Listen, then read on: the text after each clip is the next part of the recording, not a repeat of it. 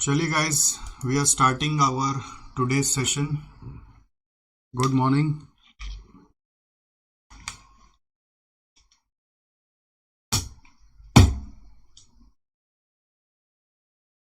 Indian system में सब ठोक ठाक के चालू होता है.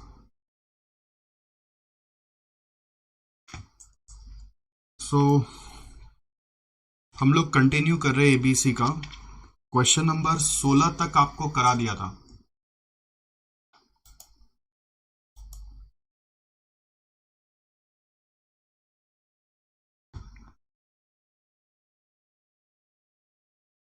क्वेश्चन नंबर 16 तक हो गया था. ठीक है, करने बोला था बेसिकली.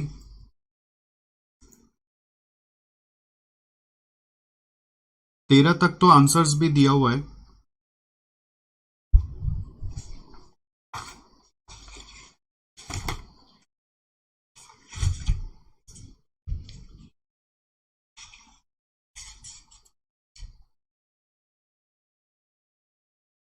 तेरह तक सारा आंसर दिया हुआ है ना? हाँ जी, हाँ. 10 का नहीं है क्या?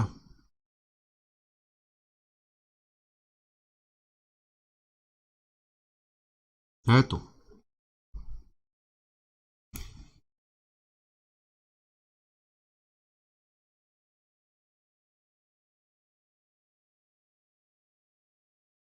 देखो, जिसका आंसर दिया हुआ, अब मैं उसमें नहीं घुस रहा.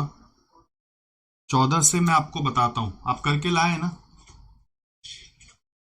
तो मेरे को आंसर बताते जाइएगा. ठीक है,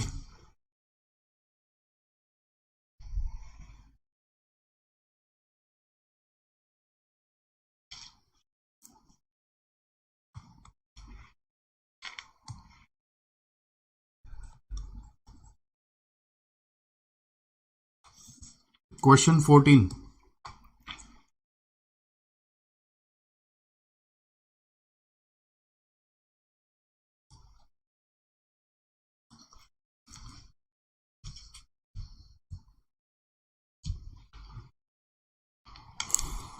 part A, total cost and unit cost using traditional costing.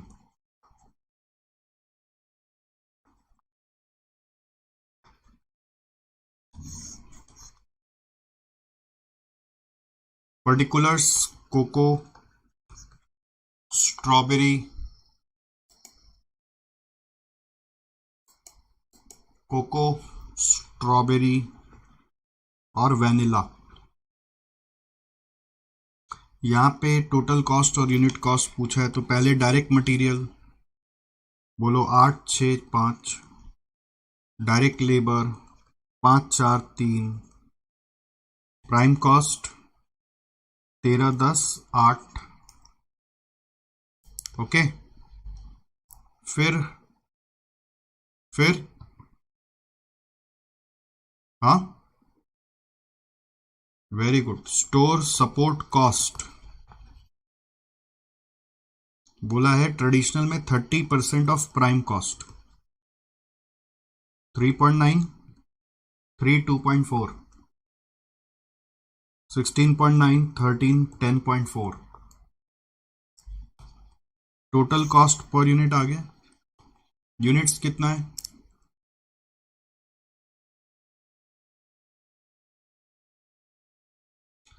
Maximum level लेना है.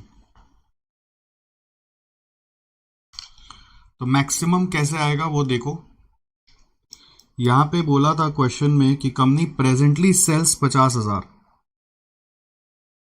20,000, 60,000. Demand is sensitive to price and it is been observe that every reduction of 1 rupee in selling price increases the demand for each product by 10% to the previous level.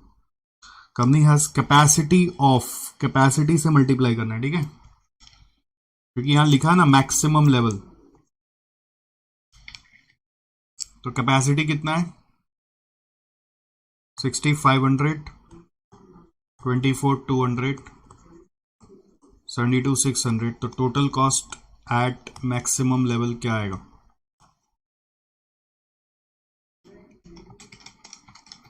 किए हैं क्या? Homework नहीं किए? 14 ही नहीं किए? क्यों? अरे यार, क्या बोले हम।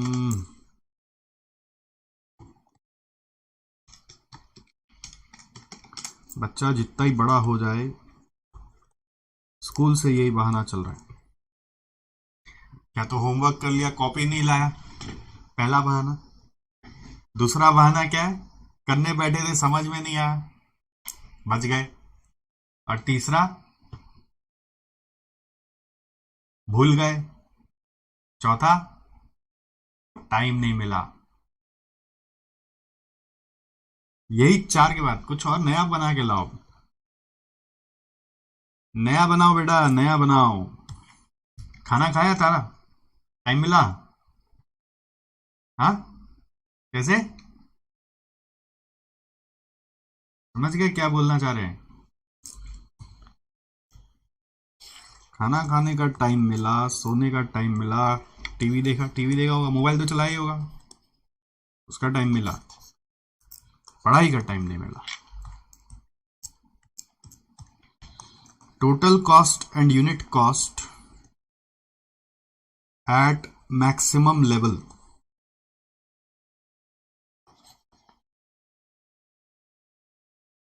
Under ABC: cocoa, strawberry, vanilla. Cocoa, strawberry and vanilla.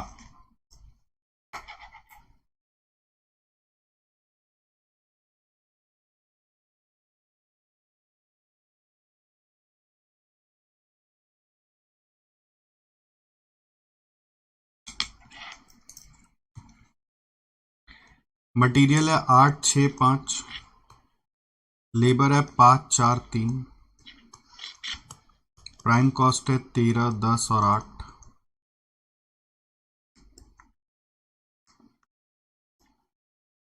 फिर अब ओवरहेड क्या करना है, एक्टिविटी वाइज में जाना है।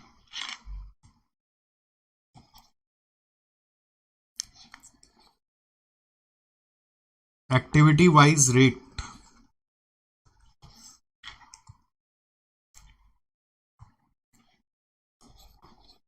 एक्टिविटीज रेट तो दिया हुआ है, खाली रेट पर यूनिट निकालना है। एक्टिविटीज रेट और कोको, स्ट्रॉबेरी, वैनिला, इसका कॉस्ट पर यूनिट चाहिए।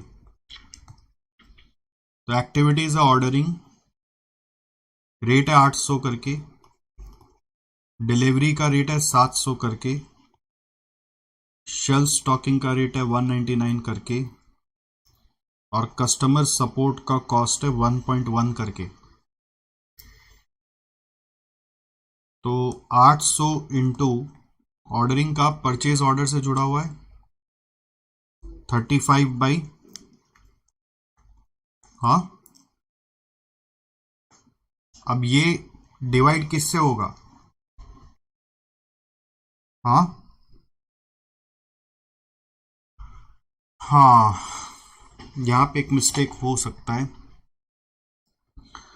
अब ये जो डिटेल्स दिया हुआ है, ये मैक्सिमम के लिए दिया हुआ है कि प्रेजेंट के लिए दिया हुआ है, कैसे पता चलेगा?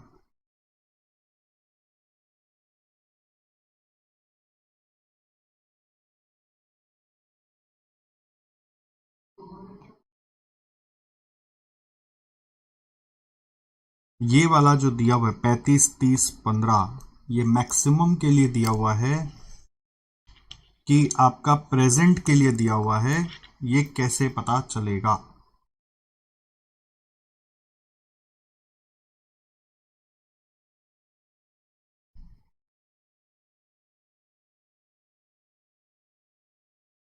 बोला है मैक्सिमम पे निकालने, बट ये जो दिया हुआ है ये किस पे दिया हुआ है? आपका व्यू पॉइंट क्या है? आपको क्या लग रहा है? हम्म?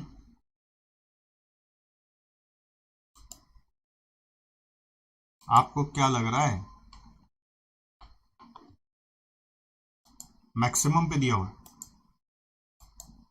मैक्सिमम पे कॉस्ट निकालना ये सही है, लेकिन दिया हुआ किस पे ये कैसे समझ में आएगा? कुछ हिंट नहीं दिया, ठीक से लिखना चाहिए था क्वेश्चन को,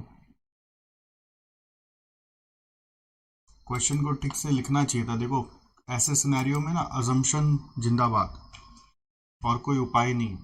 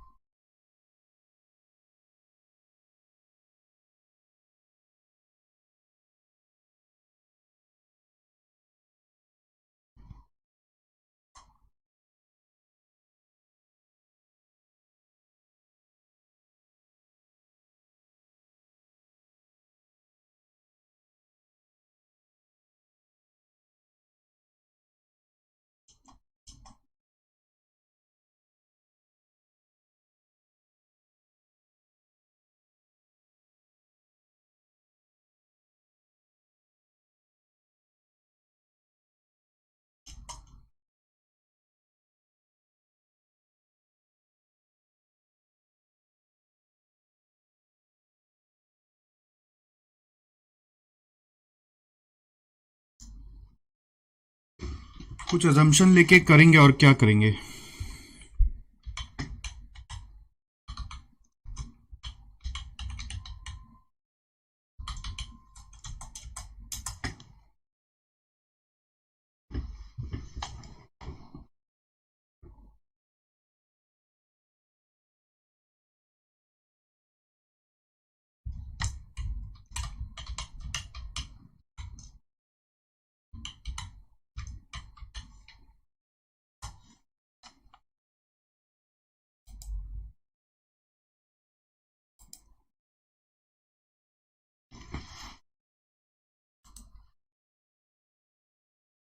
मैं देख रहा हूं कि कुछ और तरीका से मेरे को कोई परफेक्ट आंसर मिल जाए।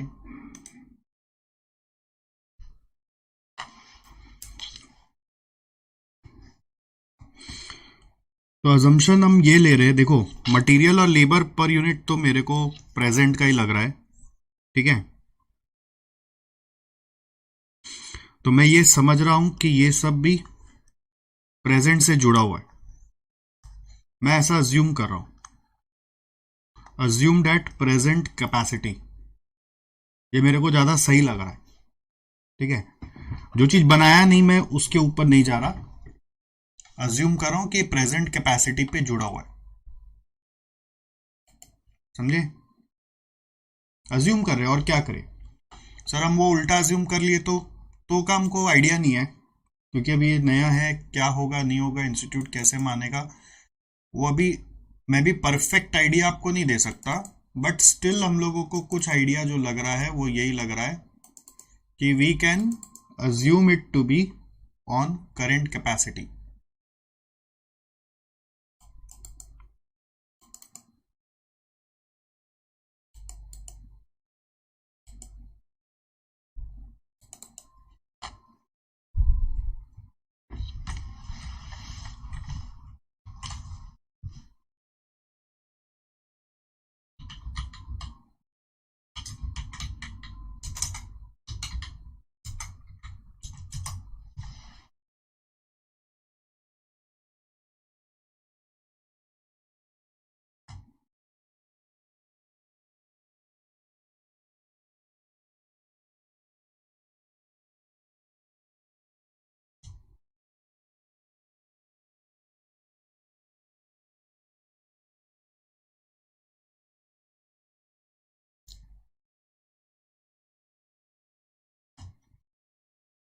चलो करो,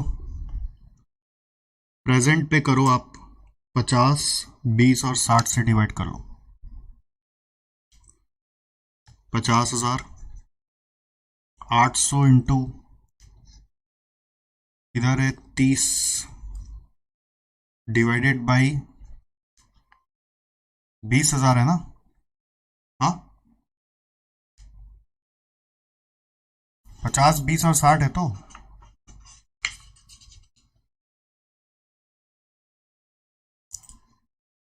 और 800 इंटू 15 बाई 60। चलो आंसर बताओ, करो।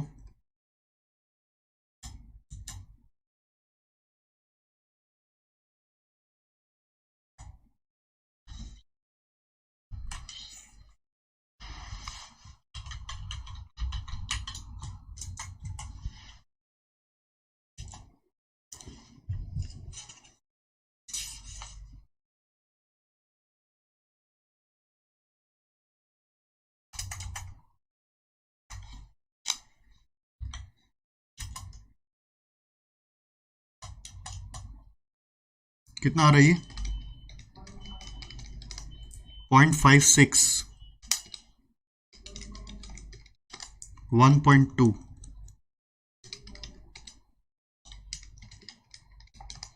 0.2। चलो अच्छा, राउंड फिगर भी आ रहा है तो लगता है सही कर रहे हैं। डिलीवरी का रेट है 700 और नंबर ऑफ डिलीवरीज दिया हुआ 112 by 50,000। 700 into 66 by 20,000। 700 into 48 by 60,000। कितना आ रहा है देखो, फटाफट करो। हाँ, 1.57।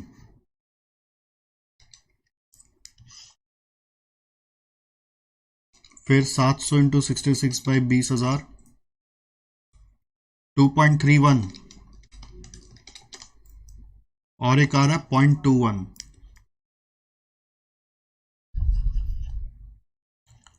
फिर शेल्फ स्टॉकिंग का है 199 पर आवर, तो 199 इंटू 130 बाई 50,000। जल्दी जल्दी आंसर बताओ बेटा। 0.494, 199 इंटू 150 बाई 20,000,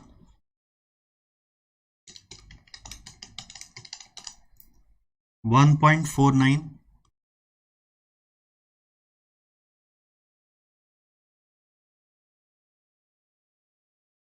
199 इंटू 160 बाई 60,000, 0.53। हाँ, शेल्फ स्टॉकिंग क्या कुछ गड़बड़ है?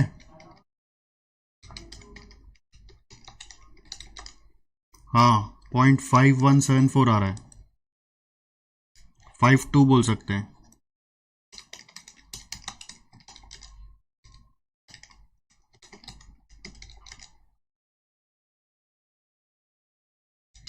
फिर ठीक आ रहा है।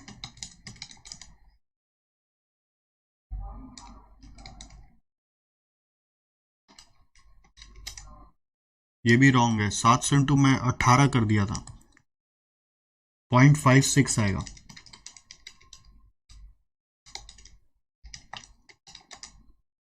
और सब ठीक है। शेल्फ स्टॉपिंग के बाद कस्टमर सपोर्ट, ये 1.1 पर यूनिट सोल्ड है तो सब में 1.1 के हिसाब से चला जाएगा। तो टोटल क्या आ रहा है भाई? टोटल बोला। अबरार भाई आप आंसर कर रहे हैं?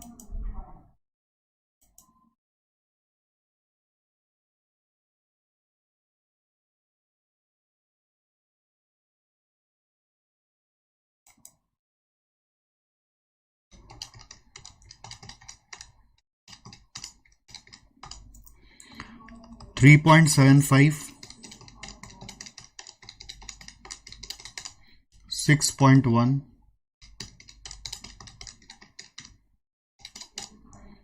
2.39। देखो ये जनरल अजम्पशन होता है कि जो भी गिवन दिया हुआ ड्राइवर्स वो करंट प्रोडक्शन के हिसाब से दिया होना चाहिए। मैक्सिमम पे अभी तक गए नहीं है तो मैक्सिमम पे बाद में जाएंगे। ओके, तो बाद में जाएंगे तो उसके हिसाब से कॉस्ट अभी कैसे मान सकते हैं। तो 3.75, 6.1, 2.39 आ गया। तो इससे आपका कॉस्ट पर यूनिट आ गया 16.75, 16.1, 10.39। ऑलराइट, अब इससे क्या आएगा मेरा, यूनिट्स मैक्सिमम वाला लेके अज्यूम करें कि सब चीज प्रोपोर्शनेटली बढ़ जाएगा मैक्सिमम पे जाने से, 60, 500, 24, 200 और 72, 600, तो टोटल कॉस्ट इन तीनों को मल्टीप्लाई करके आ जाएगा।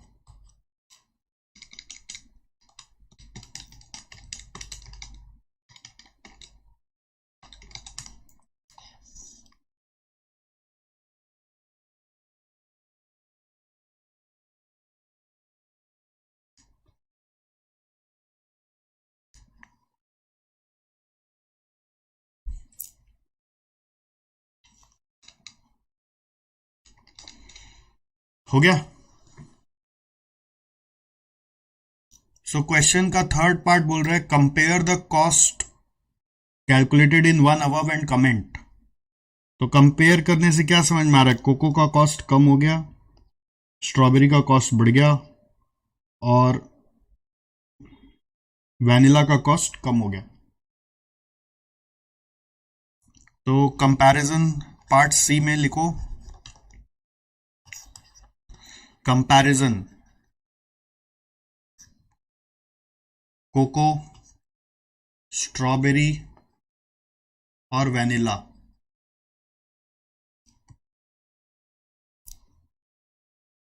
Cost under traditional.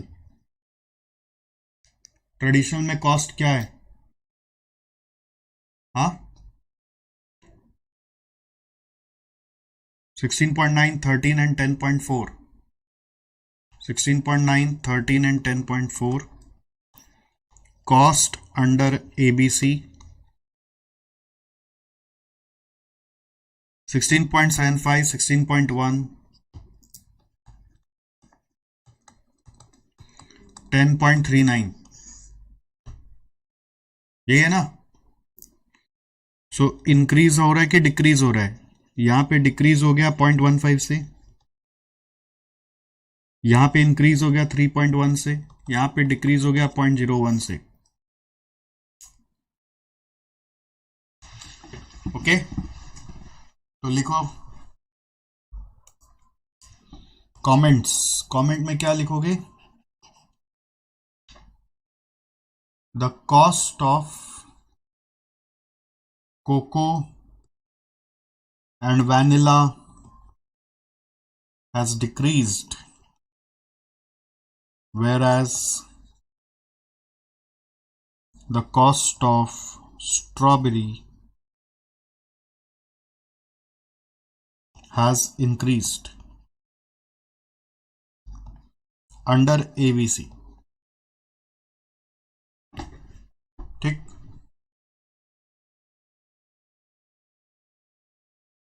अरे कुछ तो आंसर लिख ले, हिंट्स लिख लिया ना। चलो आगे बढ़े। और कौन सा क्वेश्चन था? 15। इसमें यहां पे ये लिख लो, ये भी बुक में भी लिख लो, अज्यूम्ड एट प्रेजेंट। उपाय नहीं अपने पास, क्या करेंगे?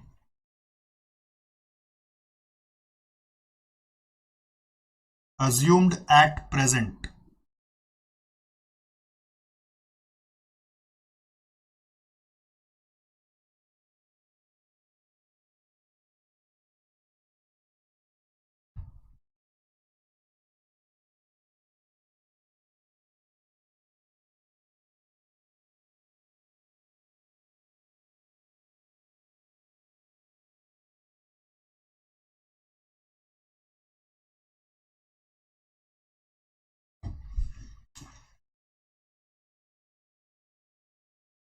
ऑलराइट,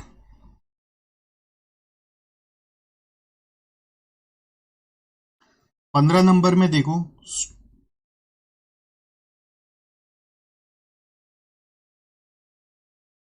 एक्टिविटी है, कॉस्ट ड्राइवर है, एसोसिएटेड कॉस्ट है। बोल रहा है activity based production cost for all 3 products निकालना है। तो जरूरी नहीं होता रेट निकाल के ही सम करना है, एक सीक्रेट है। रेट निकालने से एक स्टेप आगे बढ़ता है ना, मेहनत होता है। आप इस कॉस्ट को इस रेशियो में भी डिवाइड कर सकते हो। और इस सम में क्या है ना, यूनिट्स नहीं दिया हुआ है, तो बस रेशियो में कॉस्ट को डिस्ट्रीब्यूट कर दो।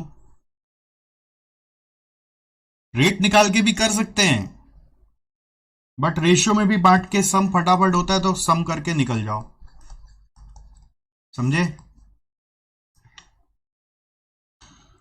सो मैं एक ही स्टेटमेंट बना रहा हूं, statement showing production cost under ABC. Material labour तो नहीं है ना इधर, पर्टिकुलर्स मान लो एक्टिविटी का कॉस्ट पूल दिया हुआ है, रेट निकालना चाहते हो तो निकाल दिया, जस्ट आपका नॉलेज के लिए, बट अदरवाइज रेट का दरकार नहीं है। खाली आप प्रोडक्ट का कॉलम बना लोगे और रेट के जगह आप दूसरा ऑप्शन क्या है, रेशियो में डिवाइड कर दोगे। तो पहला एक्टिविटी है स्टोर्स रिसीविंग।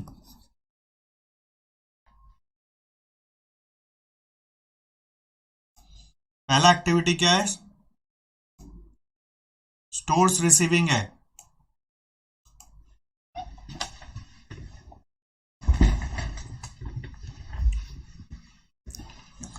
तो स्टोर्स रिसीविंग का कॉस्ट पूल क्या होगा? 2,96,000। इसका ड्राइवर क्या होगा?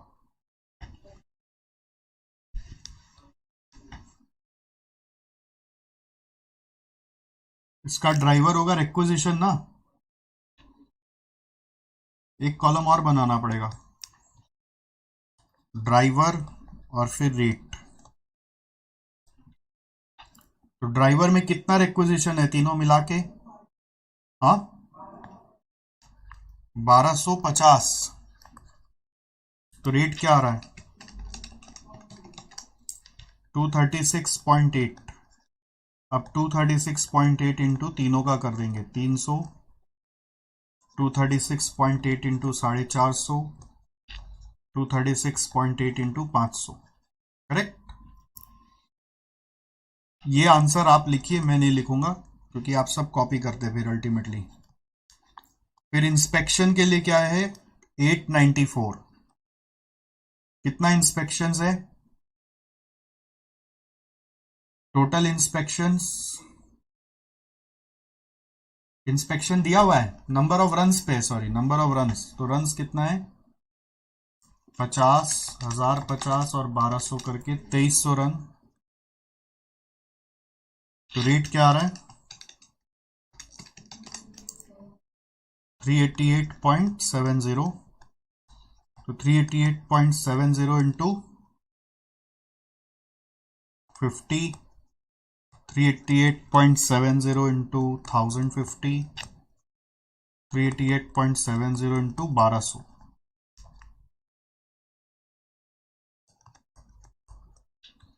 फिर इंस्पेक्शन के बाद डिस्पैच 2,10,000। फिर कितना डिस्पैच है? 750। इसका ऑर्डर्स एग्जीक्यूटेड के हिसाब से जाना है। ये सब थोड़ा थोड़ा ना ध्यान दोगे कि किसके लिए क्या यूज हो सकता है। डिस्पैच के लिए ऑर्डर्स, इंस्पेक्शन के लिए रन्स। फ्यूचर में ये सब कभी मिक्स किया हुआ रहता है तो खोजने काम आता है। 280 आ रहा है, तो 280 इंटू 180, 280 इंटू 270, 280 इंटू 300। उसके बाद क्या है? Machine setup. 12 लाख के लिए कितना सेटअप लगेगा? 1200। 1200 सेटअप से रेट क्या आ रहा है? 1,000। तो 1000 इंटू 360, 1000 इंटू 390, 1000 इंटू 450। ओके, इन सब का टोटल करके लाएं क्या? बोलो। 5,00,000, 500, फिर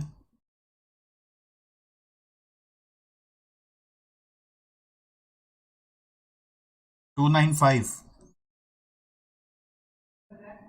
11,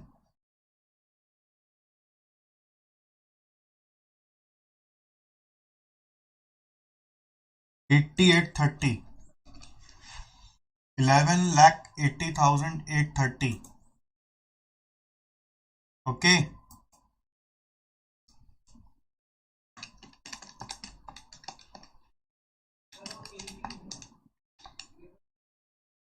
18,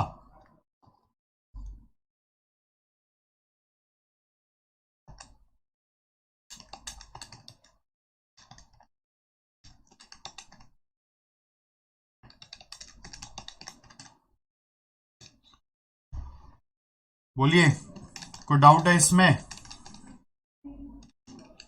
कौन सा?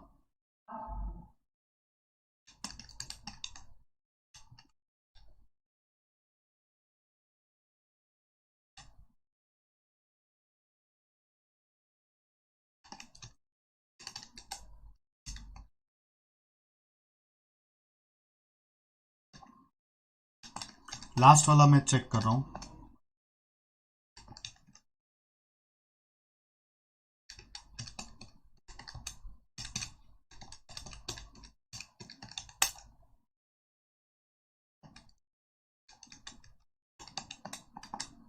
इलेवन 88,840 आ रही है। ओके, फिर कौन सा होमवर्क था?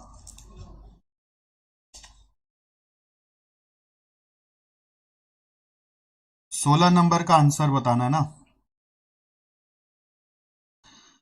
सो इस क्वेश्चन में 3 प्रोडक्ट है, मशीन आवर, लेबर आवर @20 दिया हुआ है, मटेरियल पर यूनिट दिया हुआ है, तो ये direct material cost, direct labour cost आ गया, यूनिट्स दिया हुआ है। और ट्रेडिशनल कॉस्टिंग में सब मशीन आवर पे जाता है, और मशीन आवर रेट भी दिया हुआ है 6 रुपया पर आवर। तो इससे मेरा टोटल ओवरहेड्स निकल जाएगा, ठीक है। 6 रुपया पर आवर अगर रेट दिया हुआ है तो टोटल मशीन आवर से मल्टीप्लाई करेंगे तो ओवरहेड का टोटल अमाउंट आ जाएगा। फिर एक्टिविटी बेस्ड कॉस्टिंग में जाना है। देखो यहां पर आपको बैच साइज दिया हुआ है ना। बैच साइज का मतलब क्या है कि एक बैच में इतना यूनिट्स बनता है। ओके, तो आपको टोटल यूनिट्स यदि मालूम है 3,000, 5,000, 20,000, तो नंबर ऑफ बैचेस निकल जाएगा। नंबर ऑफ बैचेस आ रहा है 3,000 बाई 150 करके, कितना आ रहा है?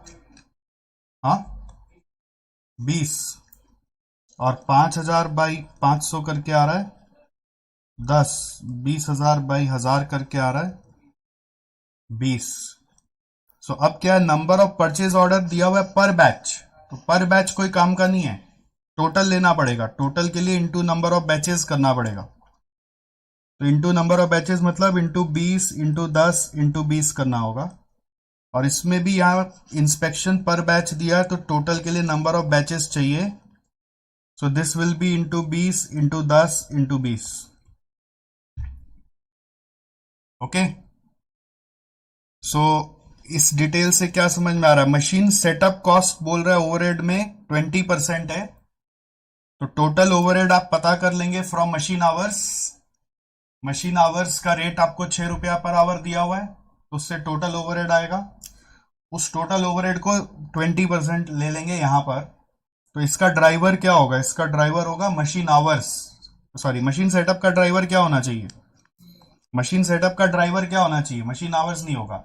मशीन सेटअप का ड्राइवर होगा number of batches. Machine operation cost का क्या होगा? Machine hours. इंस्पेक्शन कॉस्ट का number of inspections, but total वाला लेंगे, पर बैच वाला नहीं लेंगे। और मटेरियल प्रोक्योरमेंट रिलेटेड कॉस्ट का क्या होगा? नंबर ऑफ परचेज ऑर्डर, पर बैच वाला नहीं लेंगे, टोटल वाला लेंगे। ठीक है, ध्यान रहेगा। तो इस सम का यूनिकनेस यही है कि आप नंबर ऑफ बैचेस निकालें और इसको पर batch into number of batch करें, पर batch into number of batch करें, यही यूनिकनेस है।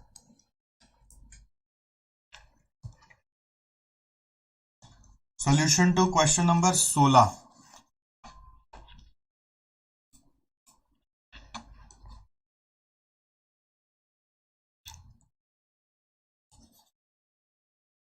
Part A, product cost under traditional system.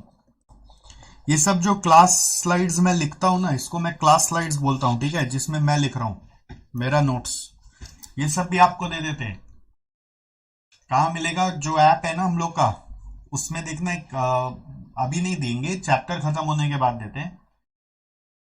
तो बाद में आप जब क्लास करते हो वीडियो वगैरह, तो उसमें मिल जाएगा आपको, जहां से क्लास डाउनलोड होता है ना, उसका एक लिंक ऐप में क्लास देखने के लिए एक लिंक है। ऐप में जाओगे, देखोगे, खोजोगे, मिल जाएगा। कोर्स के अंदर एक लिंक मिलता है जहां से क्लास डाउनलोड होता है, वहीं पे एक फोल्डर में सब मिल जाएगा।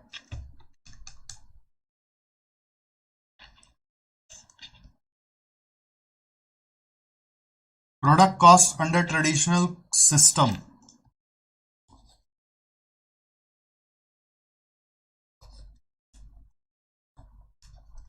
Particulars PQR।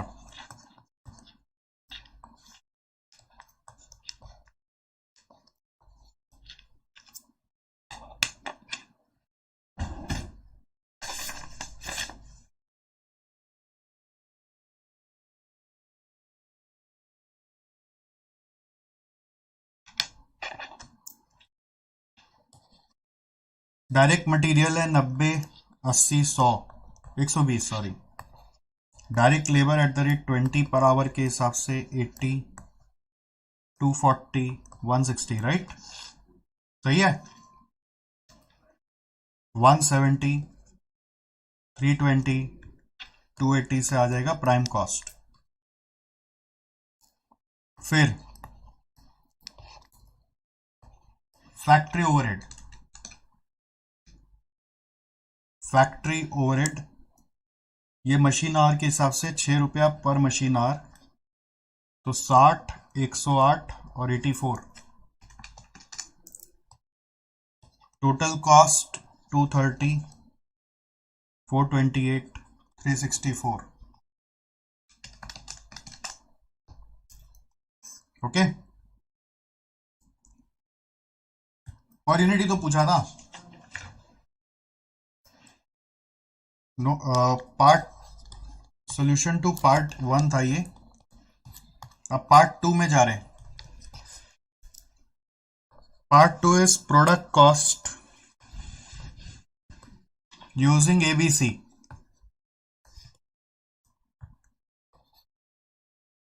पर्टिकुलर्स PQ और R। तो देखिए प्राइम कॉस्ट तो सेम ही रहेगा ना, material, labour, prime cost same है, तो मैंने बस प्राइम कॉस्ट कॉपी कर लिया। अब ओवरहेड का पार्ट वर्किंग नोट से आएगा। Note number 1, activity based cost per unit. So we have activities, उसका कॉस्ट पूल, उसका कॉस्ट ड्राइवर्स, उसका रेट पर ड्राइवर, और फिर PQR में डिवाइड होगा।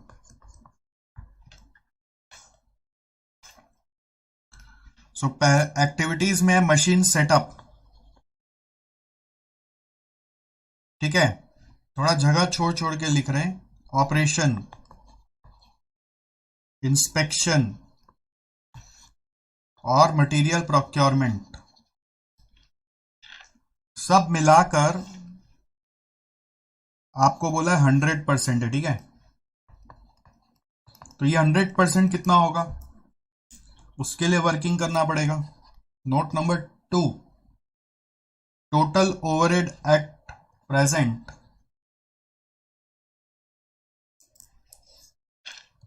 मशीन आवर्स के हिसाब से चलो, मशीन आवर्स पर यूनिट मालूम है, तो टोटल मशीन आवर्स कितना होगा?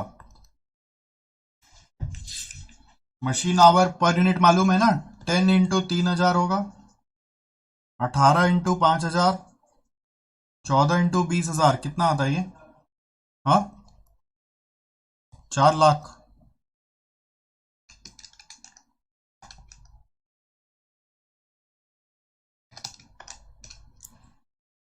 सो ओवरहेड, टोटल ओवरहेड क्या होगा,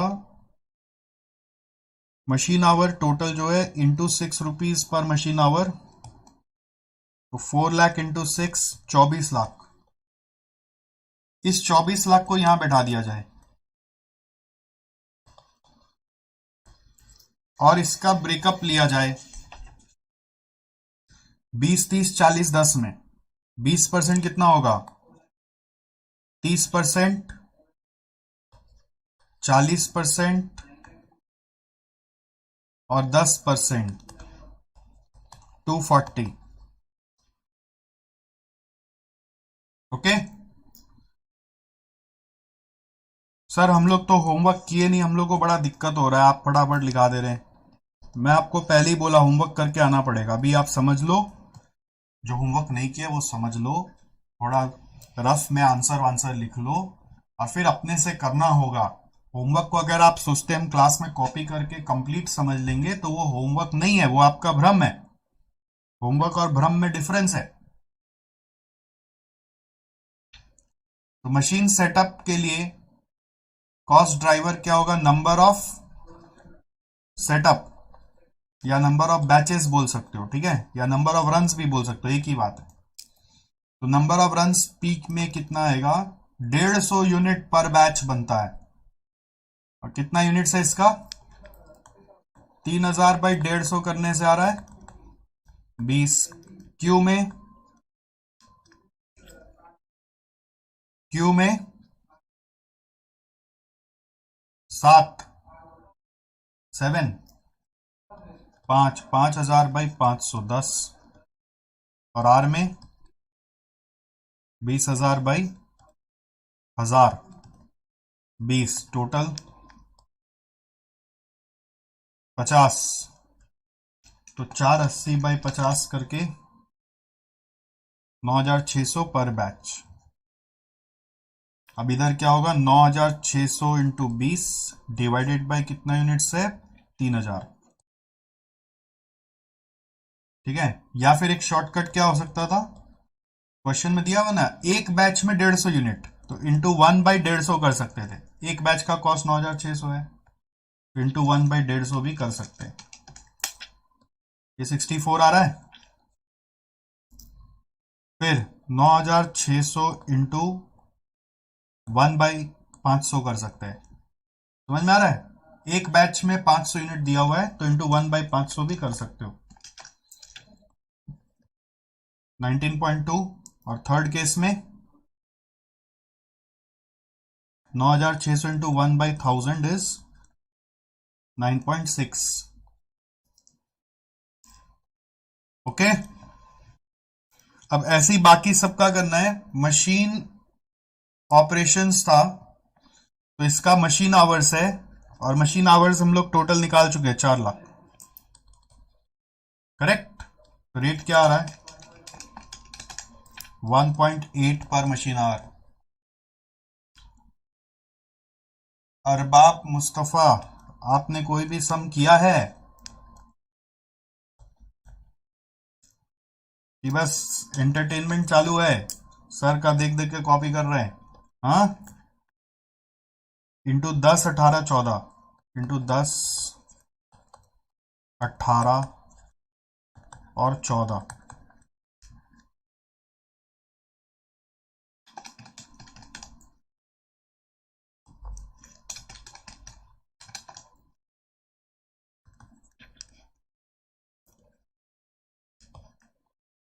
समझ में आया?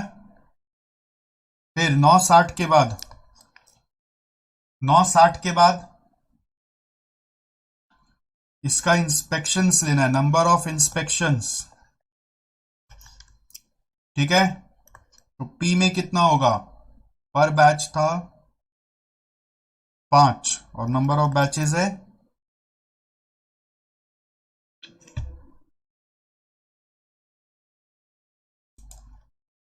सो यहां पर क्या आ रहा है, आप देखो 100 आ रहा है। क्यू में क्या होगा, 4 इंटू टोटल बैचेस है 10 40। आर में क्या होगा, 3 इंटू 60, तो ये आ रहा है 200, तो रेट आएगा 960 बाई 200 करके 4800,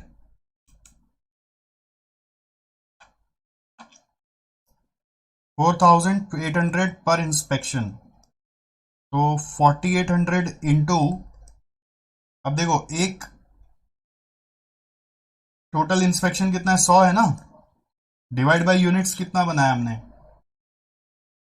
यूनिट्स बनाया था 3000, फिर 4800 इंटू,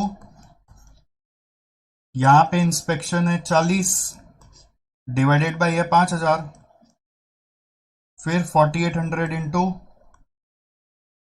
टोटल इंस्पेक्शन है 60 डिवाइडेड बाय 20000। ओके, 20000 है ना यूनिट्स।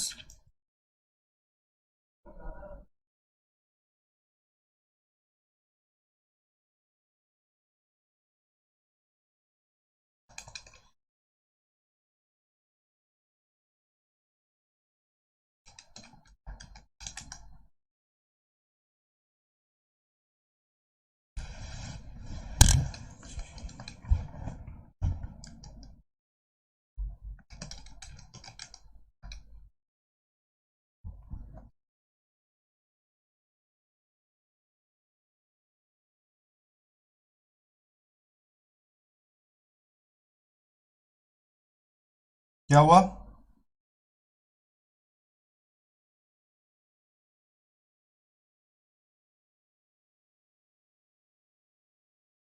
टोटल यूनिट्स तो यही है ना, 3000, 5000 और 20000।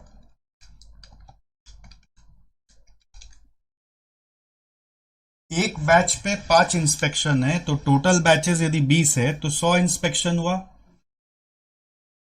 इधर 40 इंस्पेक्शन हुआ, और इधर एक बैच पे सिर्फ 3 इंस्पेक्शन है तो 60 हुआ। 200, 960 बाई 200 करके 4800, 4800 एक इंस्पेक्शन का कॉस्ट है। टोटल इंस्पेक्शन 100 हो रहे हैं और उसमें 3000 यूनिट बन रहे हैं, इंटू 100 बाई 3000, 160 रुपये आ रहा है। बहुत बड़ा फिगर आ रहा है तो घबराहट हो रहा है। हाँ, ये आ रहा है 38.4, यहां पे ठीक ही आ रहा है 14.4, बाकी दो में तो ठीक ही आ रहा है। मटेरियल प्रोक्योरमेंट का करो, number of procurement, number of procurements मतलब number of orders, purchase orders. P Q R में क्या होगा, पर बैच है 3, 3 इंटू कितना बैचेस है 20, 60, फिर है 10, 10 इंटू 10 100, फिर है 8, 8 इंटू 8 इंटू 20 है तो कितना आ रहा है 160। क्या हुआ, थोड़ा हेल्प करना पड़ेगा ना सर का कैलकुलेशन में। 320, 240 बाई 320 करके कितना आ रहा है 750 पर ऑर्डर। अब 750 इंटू 60 ऑर्डर बाई 3000 कितना आ रहा है 750 इंटू 100 बाई 5000 और 750 इंटू 160 बाई 20000।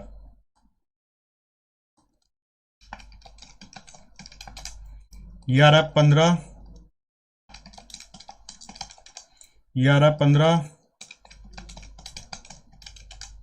ये आ रहा है 6।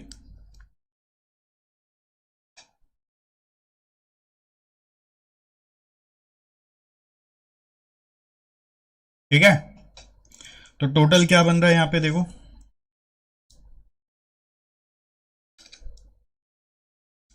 64, 18, 160, 15, 257,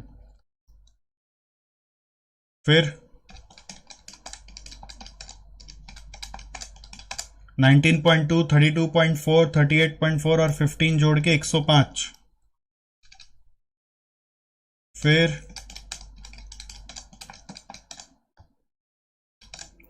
55.2। हाँ,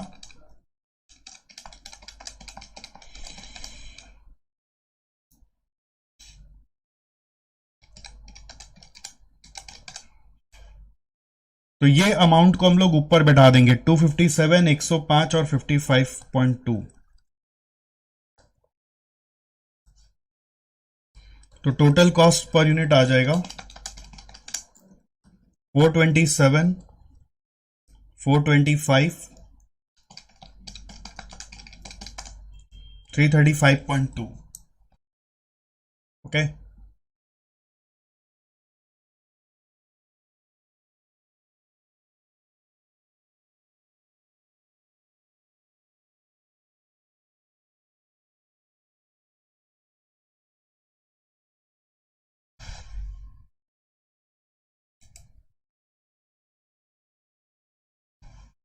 is it clear?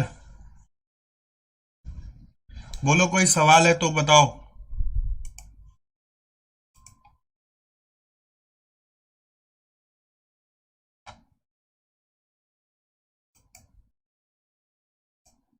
Are you having any questions?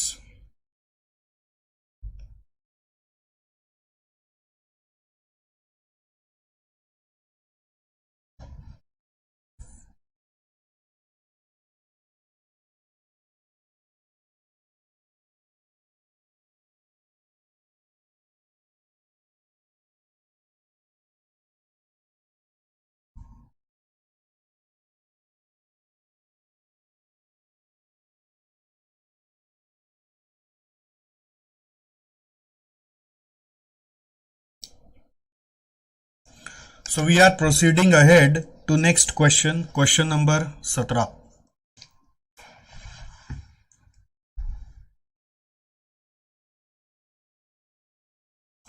Let's do question 17.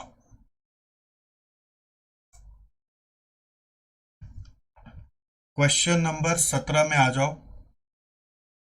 क्या बोल रहा है? मैन्युफैक्चरिंग कंपनी हैज कितना accounts clerk? 3 accounts clerk responsible for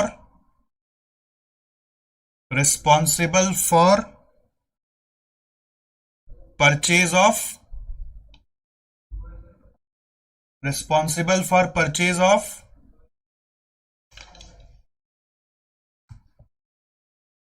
processing purchase invoices of suppliers. Purchase of नहीं, processing purchase invoice of suppliers, मतलब purchase department में काम कर रहे हैं। कहां पे काम कर रहे हैं लोग? कहां पे काम कर रहे हैं? परचेज डिपार्टमेंट में काम कर रहे हैं। They are working in purchase department. Correct? Each clerk has paid a salary of 1.5 lakh. कितने क्लर्क हैं? 3। तो सैलरी देते हैं हम लोग 1.5 लाख करके, तो 4.5 lakh. And is capable of processing 5,000 purchase invoices per year. Okay, in addition to the salary the company spends 45,000 per year for printing of forms, postage etcetera.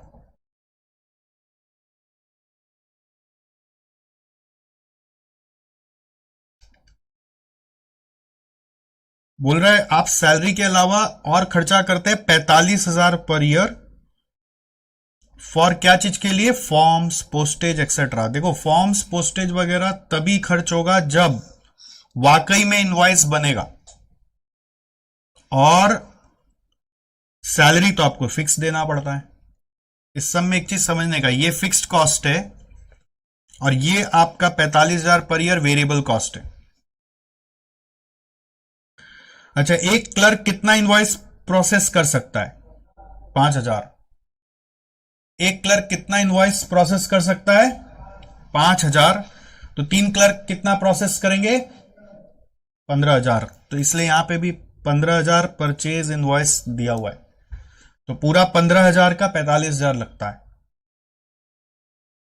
Clerk का भी 15,000 कैपेसिटी हो गया 3 मिला के, और बाकी इसका भी 15,000 हो गया।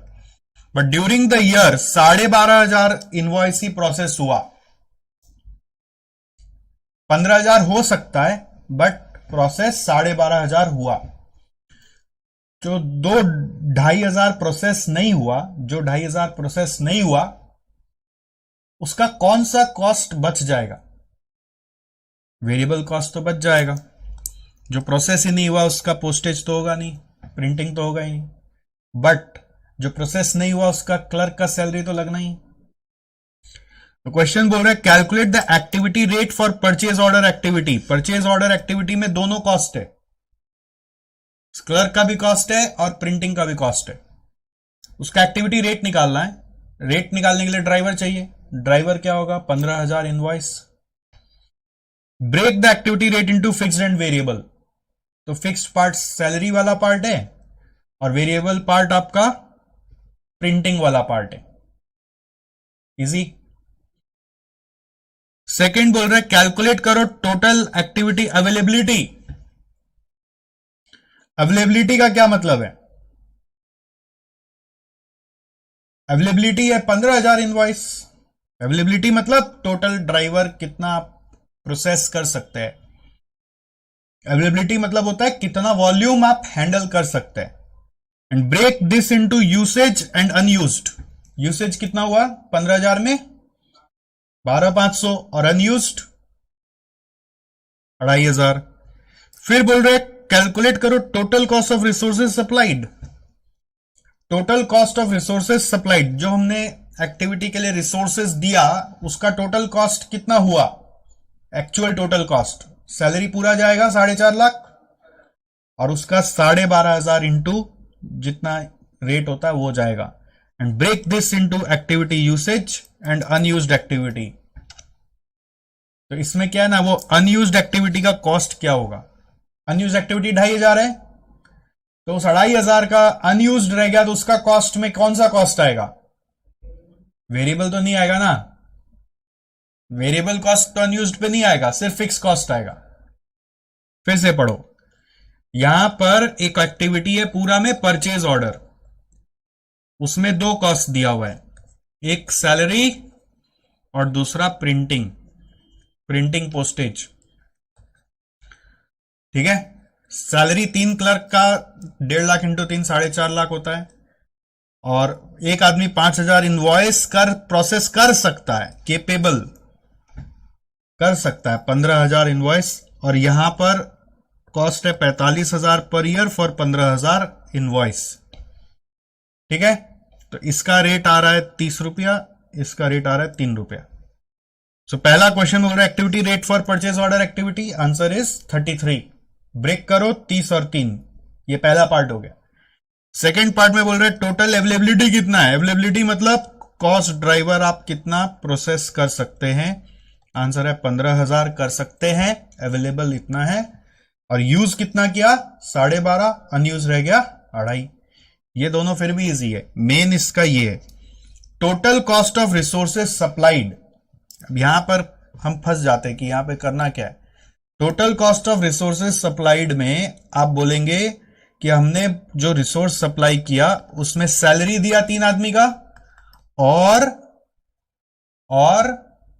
12,500 इनवॉइस प्रोसेस का कॉस्ट बियर किया, जो भी रेट आ रहा है उसका। वो प्रॉब्लम क्या हो सकता है, आप इसमें लिख सकते हैं 4.5 लाख प्लस आप पूरा 45,000 लिख देते। अगर आप ये नहीं किए होते तो यहां पे आप पूरा 45,000 ही लिख देते, 4.5 प्लस 45 आप लिख देते, जबकि यहां पे 4.5 प्लस जितना यूज्ड हुआ। सप्लाइड मतलब एक्चुअल आपको बताना है। और फिर बोल रहे इसको भी ब्रेक करो यूज्ड वाला में और अनयूज्ड वाला में।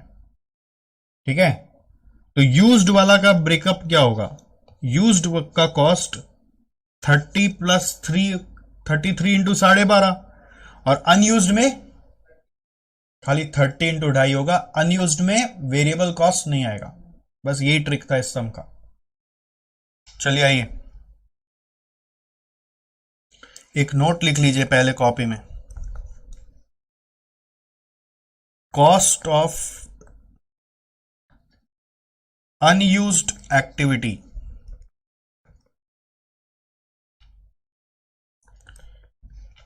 is equal to unused cost driver volume multiplied by fix cost per unit, multiplied by fix cost per unit of driver, या पर ड्राइवर बोल सकते हैं, fix cost per driver, multiplied by fix cost per driver, unused cost driver volume multiplied by fix cost per driver. तो इसमें क्या समझना था, variable cost is not incurred for unused activity, variable cost is not incurred for unused activity.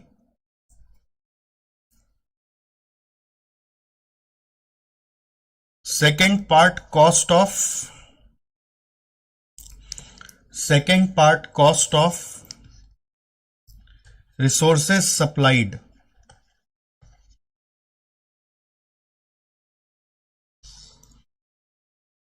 is equal to actual cost incurred for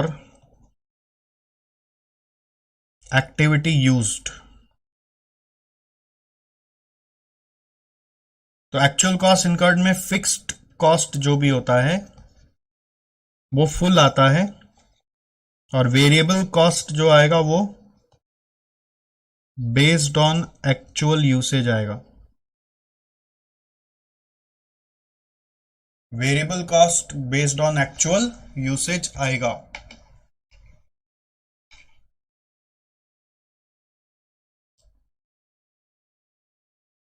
वाह,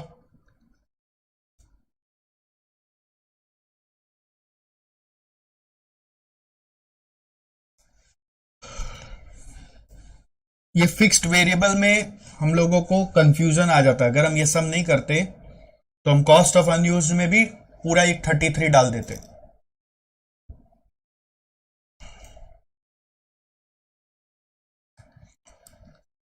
solution to question 17, page dash, part A,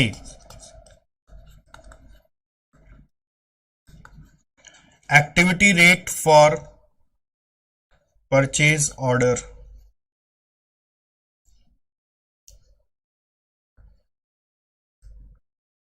so total cost salary का 1.5 lakh into 3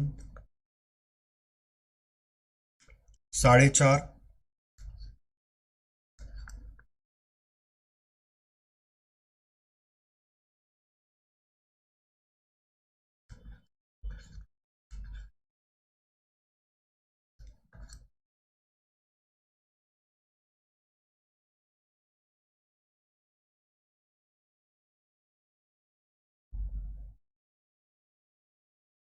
और एक printing and postage का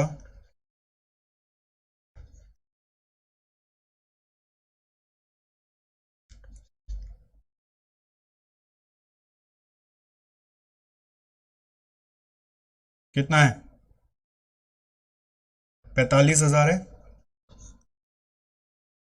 495, और total capability या capacity इस 15,000 invoice.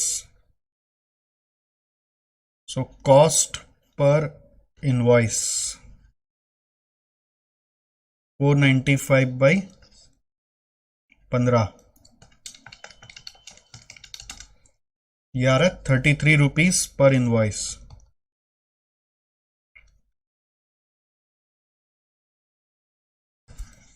कितना आ रहा है ये, 33 रुपीज पर इनवॉइस, ठीक है।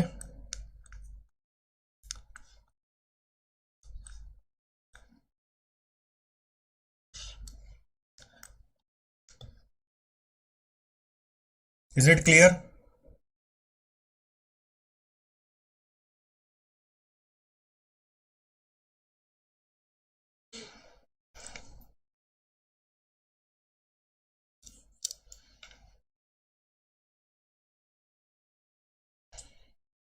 ₹33 पर इनवॉइस आ गया ना। नाउ इसको ब्रेक करने बोला है, इसको ब्रेक करेंगे अगर हम, बोला है वेरिएबल और फिक्स्ड में, तो फिक्स्ड और वेरिएबल। अब ये कैसे पता चलेगा सर, क्या फिक्स्ड क्या वेरिएबल, कैसे पता चलेगा? इसका कोई तरीका नहीं, कॉमन सेंस लगाना पड़ेगा। जैसे सैलरी एक फिक्स कॉस्ट है, और दूसरा आपका जो प्रिंटिंग और पोस्टेज है वो तो तभी लगेगा जब आप इनवॉइस बनाएंगे, पोस्ट करेंगे, तभी ना पोस्ट होगा। उसी से कॉमन सेंस से समझ रहे, ठीक है? Use common sense.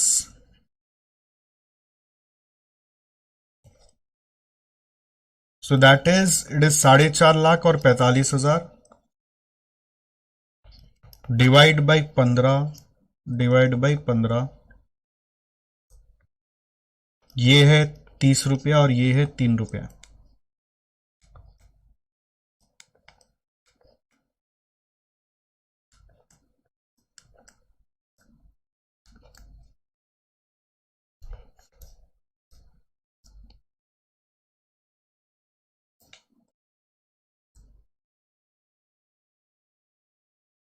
All right,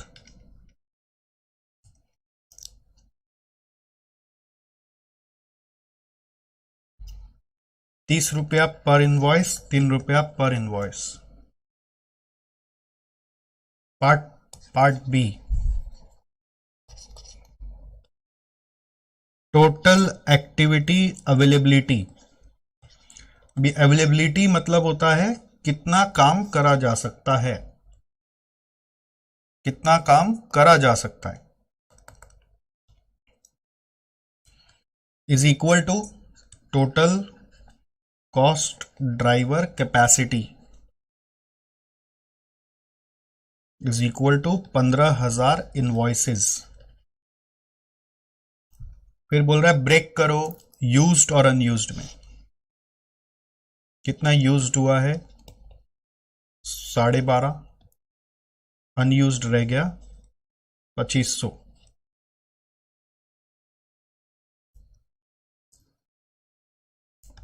ये भी इजी है, पार्ट बी और सी हर बच्चा कर ले, सॉरी पार्ट ए और बी हर बच्चा कर ले, पार्ट ए भी हर बच्चा कर ले। पार्ट सी में ये जो बोल रहा है ना, cost of resources supplied, cost of resources supplied में मिस्टेक हो जाता है। कॉस्ट ऑफ रिसोर्सेज सप्लाइड में फिक्स कॉस्ट पूरा आएगा, 4.5 लाख पूरा, सैलरी तो देना ही है, बट वेरिएबल कॉस्ट 3 रुपया करके 12,500 का ही आएगा। 37,500, 487,500।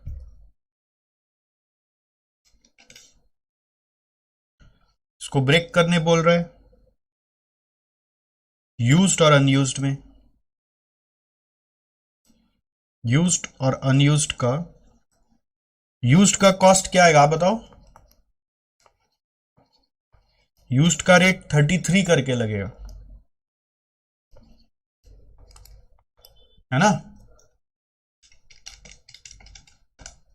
412,500। और अनयूज्ड का, हाँ अनयूज्ड का क्या होगा? 30 इंटू, बोलो, 2,500 और 30 इंटू 2,500 के बाद 3 रुपया लगेगा क्या? 3 रुपया नहीं लगेगा, ठीक है, बस इतना ही आएगा। 30 इंटू 2,500 कितना होता है? 75,000। अनयूज्ड में नो वेरिएबल कॉस्ट, ठीक है, अनयूज्ड में वेरिएबल कॉस्ट नहीं आना चाहिए। दोनों का टोटल देखो 487,500 मैच हो जाएगा। वेरिएबल कॉस्ट आपका अनयूज्ड पे नहीं आया, सिर्फ यूज्ड पे आया। ओके,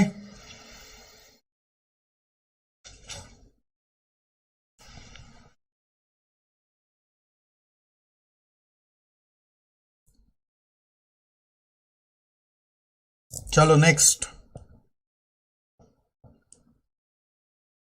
हो गया ना ये। तो इस क्वेश्चन में ये अनयूज्ड एक्टिविटी का व्हाट्स न्यू में लिख लो, variable cost not incurred for unused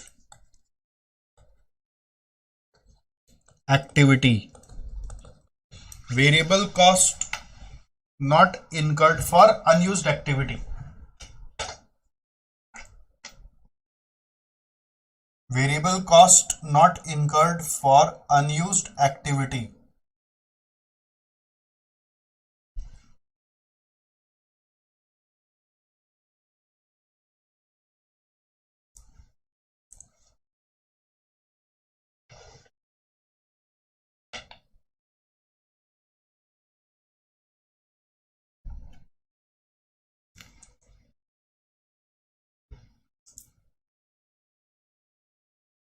okay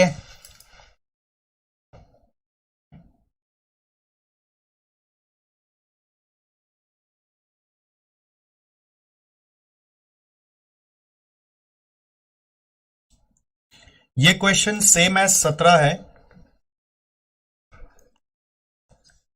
okay इसको आप अपने से कर लीजिएगा और आंसर भी यहां पे दिया हुआ है।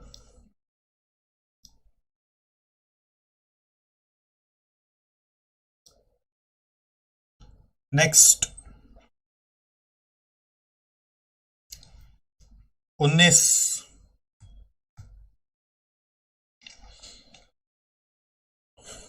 ये एक बच्चा क्वेश्चन है, आप कर सकते हैं, मैं समझा देता हूं एक बार। आप ये सबको अगेन होमवर्क में आज लेंगे, मैं समझा दे रहा हूं, फिर हम लोग आंसर अगला दिन चेक कर लेंगे, ठीक है।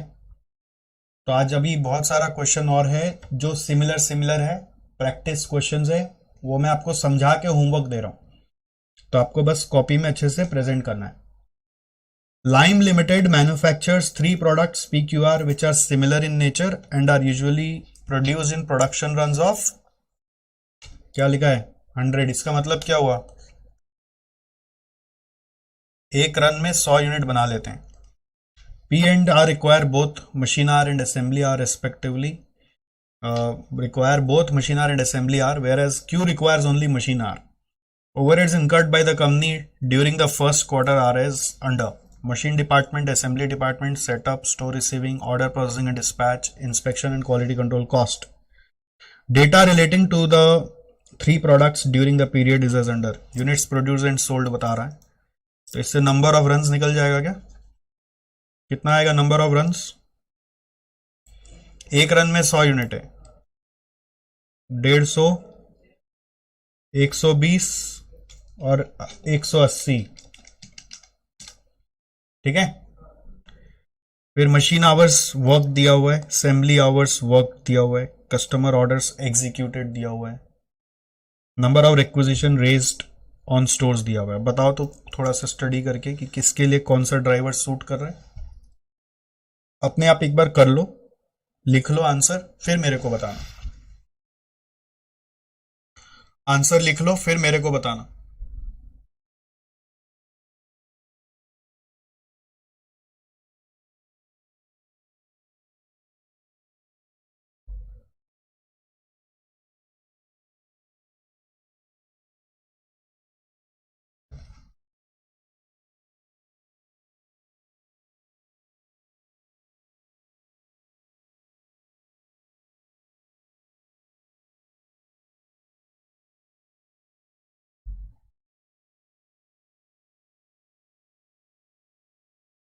कितना आता है,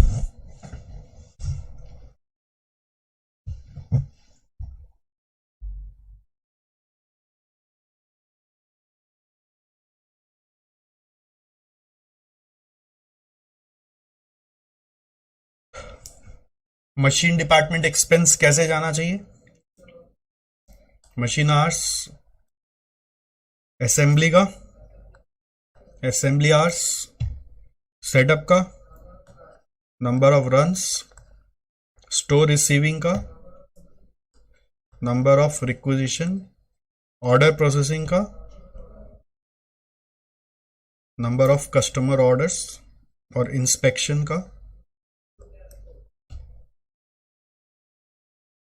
इधर अटक गया गाड़ी। Inspection and quality control cost, ये नंबर ऑफ रन्स पे करना।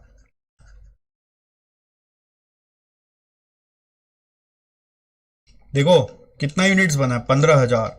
एक एक को चेक करेगा ना, मर जाएगा।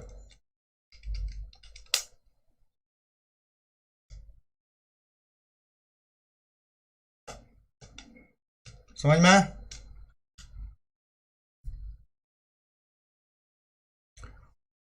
नंबर ऑफ रन्स मिला है ना, तो इंस्पेक्शन वगैरह एक एक बैच का करते हैं। जब बैच वाइज प्रोडक्शन होता है तो बैच वाइज करना चाहिए। चलो आगे बढ़ते हैं। खाली एबीसी से करना है इसमें, ओके। आप रेशियो में भी डिस्ट्रीब्यूट कर सकते हैं, बताया था ना। रेट निकाल के भी कर सकते हैं या रेशियो में भी डिस्ट्रीब्यूट कर सकते हैं। खाली कैलकुलेशन का काम छोड़ा आपके ऊपर। चलो अब ये क्वेश्चन को आप अपने आप पढ़ो और वापस से एक एक का कौन सा ड्राइवर यूज होगा थोड़ा सा देख के बताओ। पानी पी लेना, ड्रिंक वाटर प्लीज।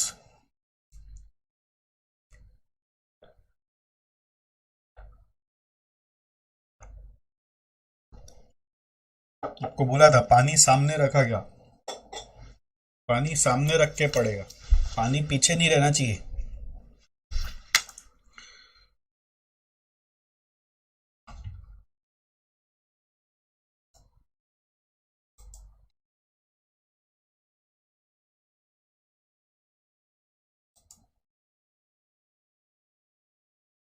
बोलो,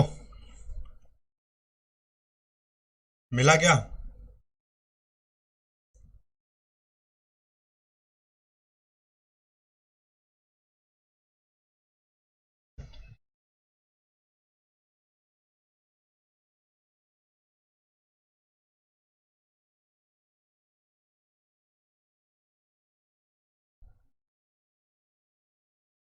वाह। Overheads applicable to machine oriented activity का ड्राइवर क्या होगा? मशीन आवर्स होगा। ऑर्डरिंग मटेरियल्स का ये दिया हुआ है, देखो नीचे पढ़ोगे ना सब मिलेगा। Number of material orders. Setup cost का, number of setup. Spare parts वाले का, number of spare parts. Material handling का, number of times material handled. और कुछ करना नहीं है, सब डायरेक्ट डायरेक्ट दिया हुआ है। मशीन आवर्स खाली पर यूनिट दिया हुआ है, तो इससे टोटल मशीन आवर निकाल लो, ओके।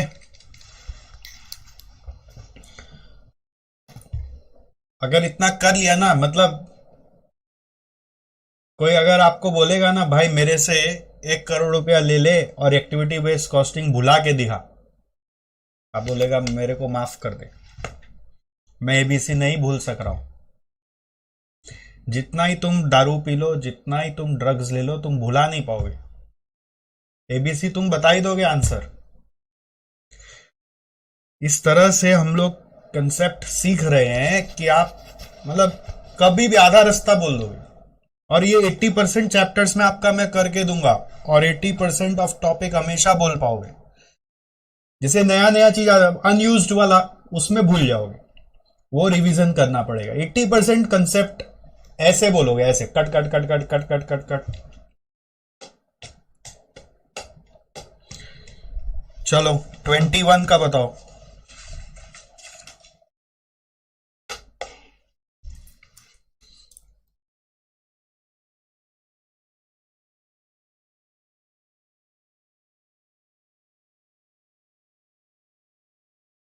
बोलो।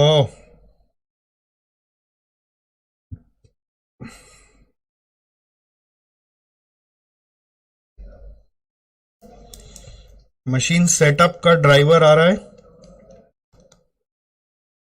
मशीनिंग का, असेंबली का। असेंबली है ना, हमेशा ध्यान रखो, इज अ मैनुअल जॉब, ठीक है।